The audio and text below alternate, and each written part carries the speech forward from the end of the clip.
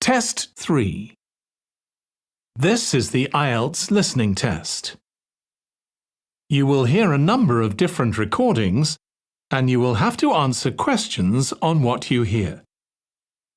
There will be time for you to read the instructions and questions, and you will have a chance to check your work. All the recordings will be played once only. The test is in 4 parts. At the end of the test, you will be given 10 minutes to transfer your answers to the answer sheet. Now turn to Part 1.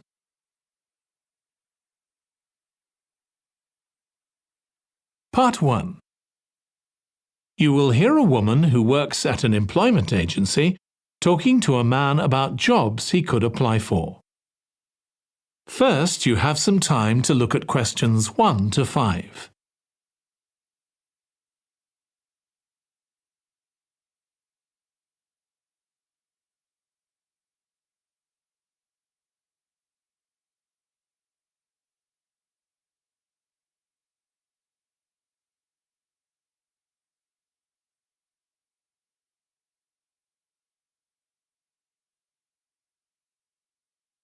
Now listen carefully and answer questions 1 to 5. Good morning. Thanks for coming in to see us here at the agency, Joe. I'm one of the agency representatives and my name's Sally Baker. Hi, Sally. I think we spoke on the phone, didn't we? That's right, we did. So thank you for sending in your CV. We've had quite a careful look at it, and I think we have 2 jobs that might be suitable for you. OK. The first one is in a company based in North London. They're looking for an administrative assistant. OK. What sort of company is it? They're called Home Solutions, and they design and make furniture. Oh, I don't know much about that, but it sounds interesting. Yes, well, as I said, they want someone in their office, and looking at your past experience, it does look as if you fit quite a few of the requirements. So on your CV it appears you've done some data entry? Yes. So that's one skill they want.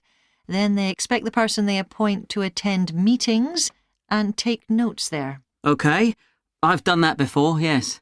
And you need to be able to cope with general admin. Filing and keeping records and so on. That should be OK. And in my last job, I also had to manage the diary. Excellent. That's something they want here too. I'd suggest you add it to your CV. I don't think you mentioned that, did you? No. So, as far as the requirements go, they want good computer skills, of course, and they particularly mention spreadsheets. That should be fine. And interpersonal skills, which would be something they'd check with your references. I think that should be OK, yes. Then they mention that they want someone who is careful and takes care with details. Just looking at your CV, I'd say you're probably all right there. I think so, yes. Do they want any special experience? I think they wanted some experience of teleconferencing. Oh, I've got 3 years' experience of that. Let's see. Yes, good. In fact, they're only asking for at least 1 year, so that's great. So is that something that might interest you? It is, yes. The only thing is, you said they were in North London, so it would be quite a long commute for me. OK. Before you hear the rest of the conversation, you have some time to look at questions 6 to 10.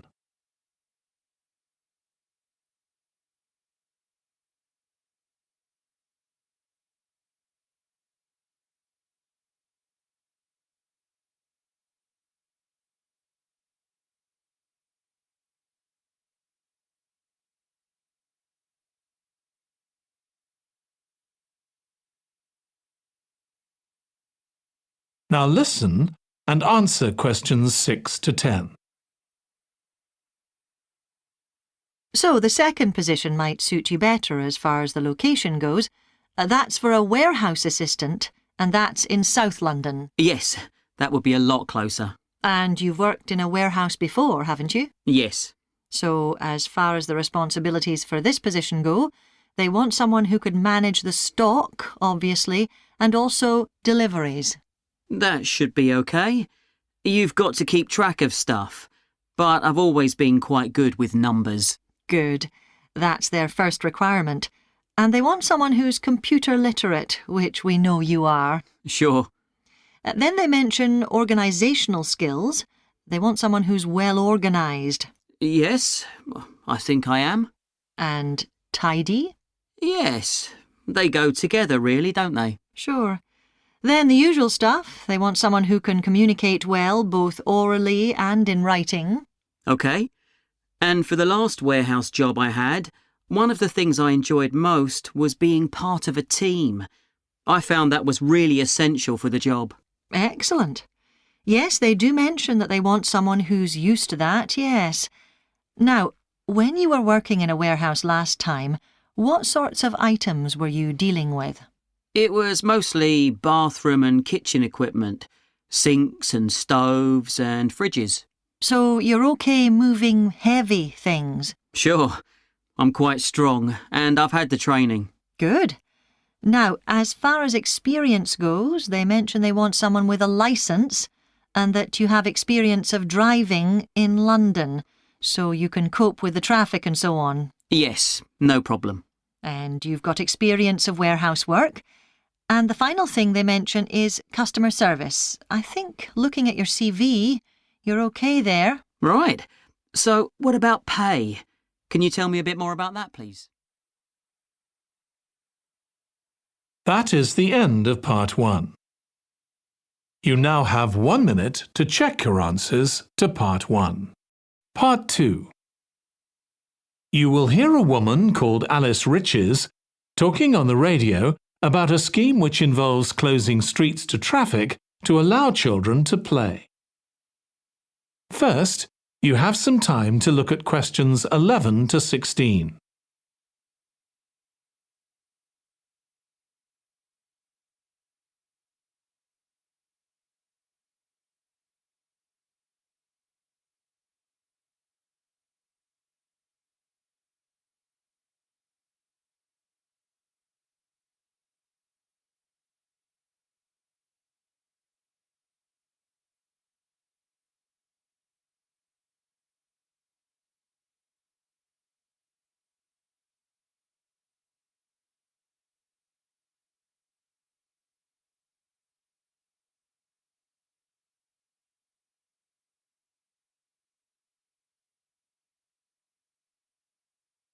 Now listen carefully and answer questions 11 to 16. My guest on the show today is Alice Riches, who started the street play scheme where she lives in Beechwood Road. For those of you that don't already know, street play involves local residents closing off their street for a few hours so that children have a chance to play in the street safely. She started it in her own street, Beechwood Road, and the idea caught on. And there are now street play schemes all over the city. So when did you actually start the scheme, Alice? Well, I first had the idea when my oldest child was still a toddler. So that's about 6 years ago now. But it took at least 2 years of campaigning before we were actually able to make it happen. So the scheme's been up and running for 3 years now. We'd love to be able to close our road for longer, for the whole weekend, from Saturday morning until Sunday evening, for example. At the moment, it's just once a week. But when we started, it was only once a month. But we're working on it. So what actually happens when Beechwood Road is closed? We have volunteer wardens, mostly parents, but some elderly residents too, who block off our road at either end. The council have provided special signs, but there's always a volunteer there to explain what's happening to any motorists. Generally, they're fine about it. We've only had to get the police involved once or twice. Now, I should explain that the road isn't completely closed to cars, but only residents' cars are allowed. If people really need to get in or out of Beechwood Road, it's not a problem as long as they drive at under 20 kilometres per hour. But most people just decide not to use their cars during this time, or they park in another street. The wardens are only there to stop through traffic, So, can anyone apply to get involved in street play? Absolutely. We want to include all kids in the city, especially those who live on busy roads. It's here that demand is greatest. Obviously, there isn't such demand in wealthier areas where the children have access to parks or large gardens, or in the suburbs where there are usually more places for children to play outside. I'd recommend that anyone listening who likes the idea should just give it a go. We've been surprised by the positive reaction of residents all over the city, and that's not just parents. There are always a few who complain, but they're a tiny minority. On the whole, everyone is very supportive and say they're very happy to see children out on the street, even if it does get quite noisy. Before you hear the rest of the conversation, you have some time to look at questions 17 to 20.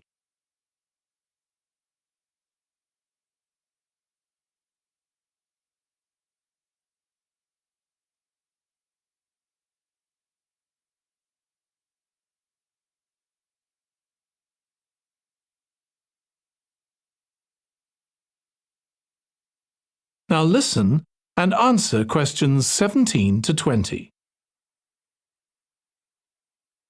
There have been so many benefits of street play for the kids. Parents really like the fact that the kids are getting fresh air instead of sitting staring at a computer screen, even if they're not doing anything particularly energetic. And of course, it's great that kids can play with their friends outside without being supervised by their parents. But for me, the biggest advantage is that kids develop confidence in themselves to be outside without their parents. The other really fantastic thing is that children get to know the adults in the street. It's like having a big extended family. It certainly does have a lot of benefits. I want to move on now and ask you about a related project in King Street. Right. Well, this was an experiment I was involved in, where local residents decided to try and reduce the traffic along King Street, which is the busiest main road in our area, by persuading people not to use their cars for one day. We thought about making people pay more for parking, but we decided that would be really unpopular. So instead, we just stopped people from parking on King Street, but left the other car parks open. It was surprising how much of a difference all this made. As we'd predicted, air quality was significantly better. But what I hadn't expected was how much quieter it would be, even with the buses still running. Of course, everyone said they felt safer, but we were actually amazed that sales in the shops went up considerably that day.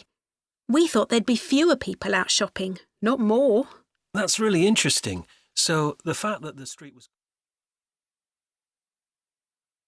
That is the end of part 2. You now have 30 seconds to check your answers to part 2. Part 3.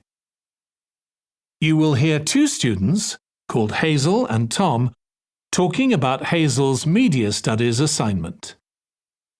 First, you have some time to look at questions 21 to 26.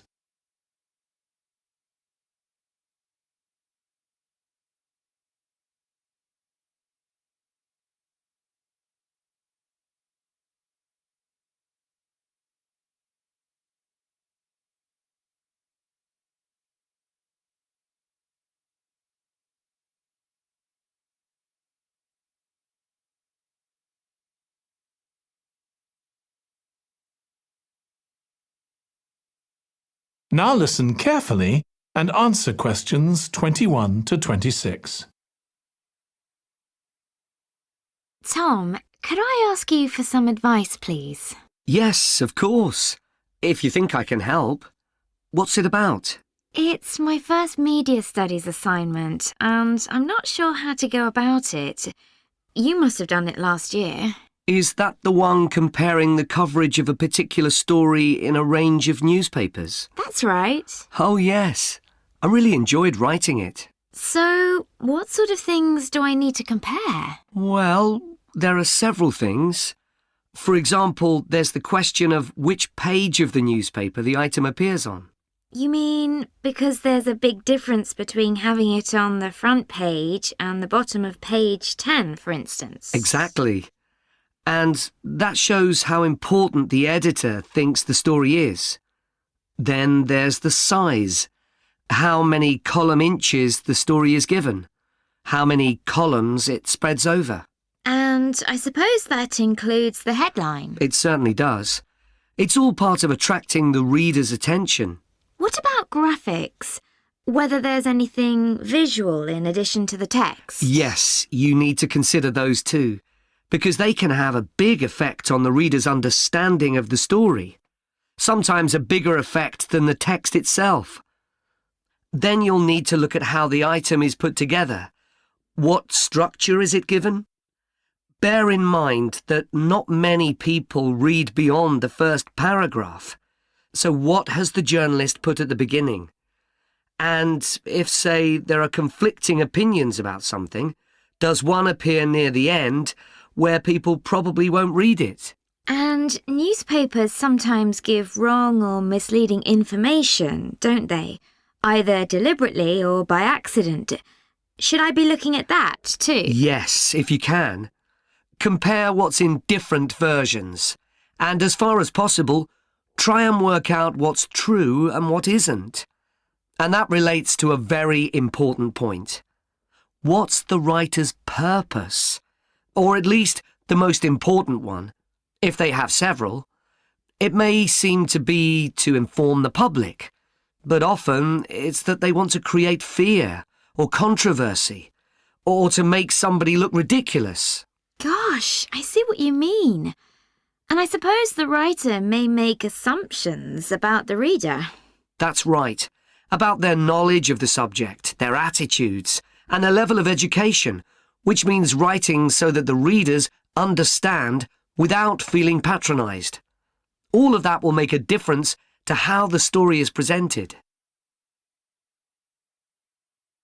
Before you hear the rest of the discussion, you have some time to look at questions 27 to 30.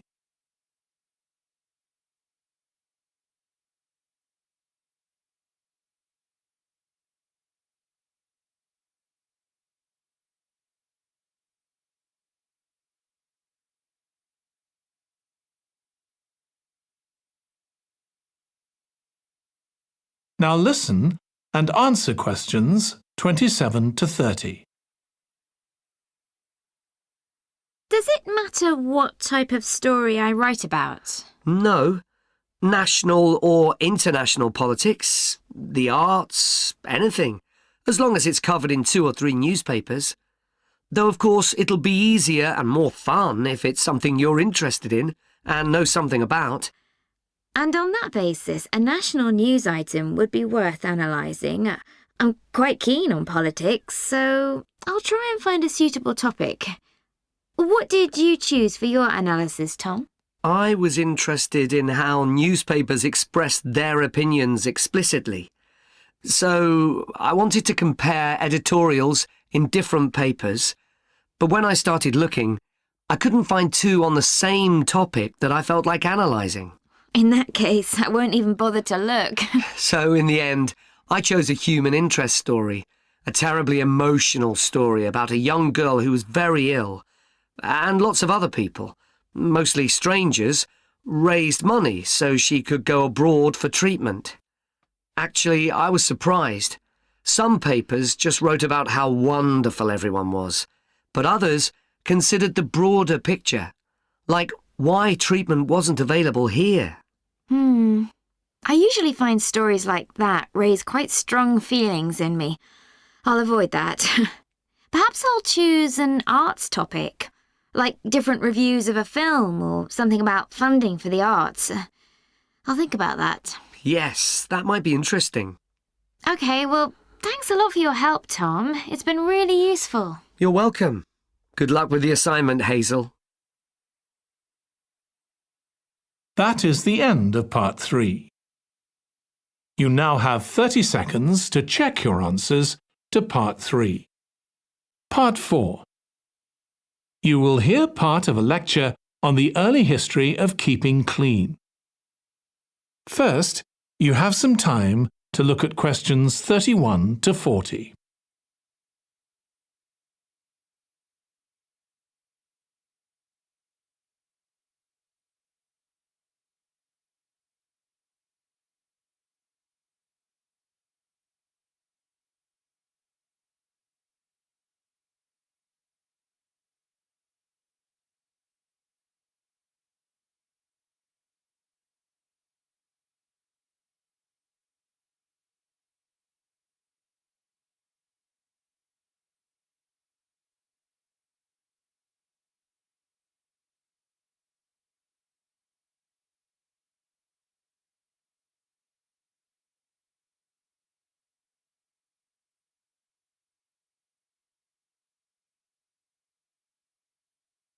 Now listen carefully and answer questions 31 to 40. Nowadays, we use different products for personal cleanliness, laundry, dishwashing and household cleaning, but this is very much a 20th century development. The origins of cleanliness date back to prehistoric times. Since water is essential for life, the earliest people lived near water and knew something about its cleansing properties, at least that it rinsed mud off their hands. During the excavation of ancient Babylon, evidence was found that soap making was known as early as 2800 BC. Archaeologists discovered cylinders made of clay, with inscriptions on them saying that fats were boiled with ashes. This is a method of making soap, though there's no reference to the purpose of this material. The early Greeks bathed for aesthetic reasons and apparently didn't use soap. Instead, they cleaned their bodies with blocks of sand, pumice and ashes, then anointed themselves with oil and scraped off the oil and dirt with a metal instrument known as a strigil. They also used oil mixed with ashes. Clothes were washed without soap in streams. The ancient Germans and Gauls are also credited with discovering how to make a substance called soap, made of melted animal fat and ashes. They used this mixture to tint their hair red. Soap got its name, according to an ancient Roman legend, from Mount Sapo, where animals were sacrificed, leaving deposits of animal fat. Rain washed these deposits, along with wood ashes, down into the clay soil along the river Tiber. Women found that this mixture greatly reduced the effort required to wash their clothes. As Roman civilization advanced, so did bathing. The first of the famous Roman baths, supplied with water from their aqueducts, was built around 312 BC. The baths were luxurious, and bathing became very popular. And by the 2nd century AD, the Greek physician Galen recommended soap for both medicinal and cleansing purposes.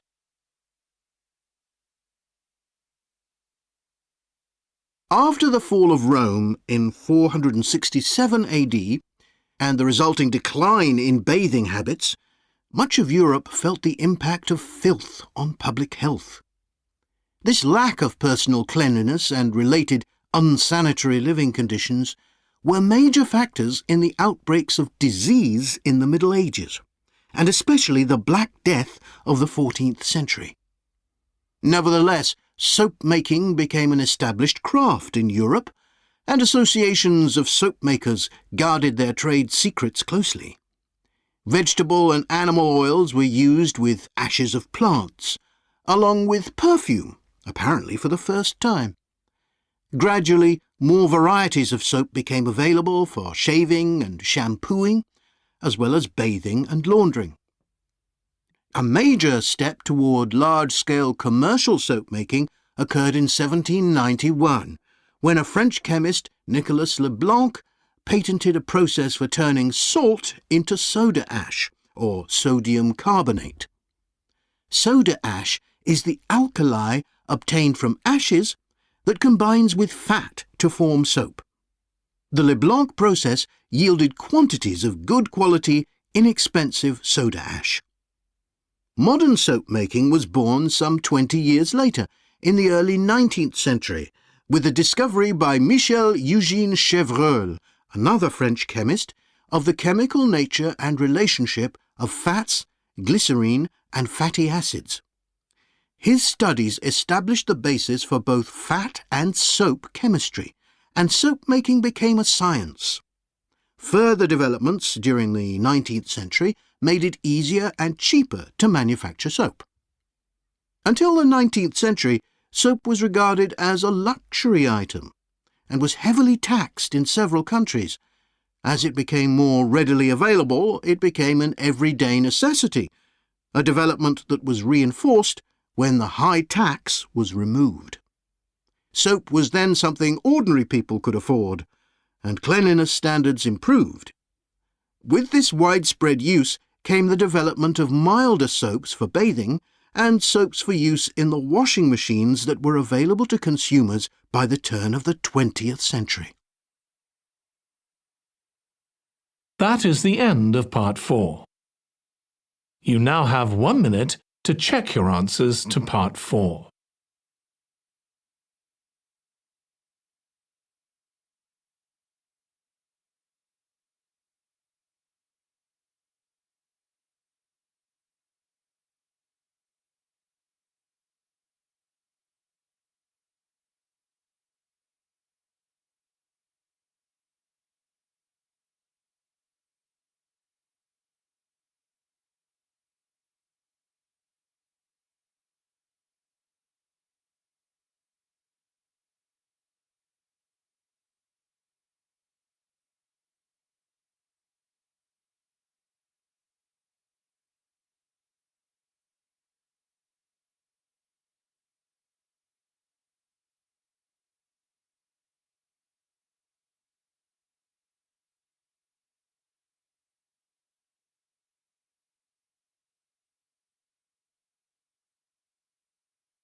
That is the end of the listening test. In the IELTS test, you would now have 10 minutes to transfer your answers to the answer sheet.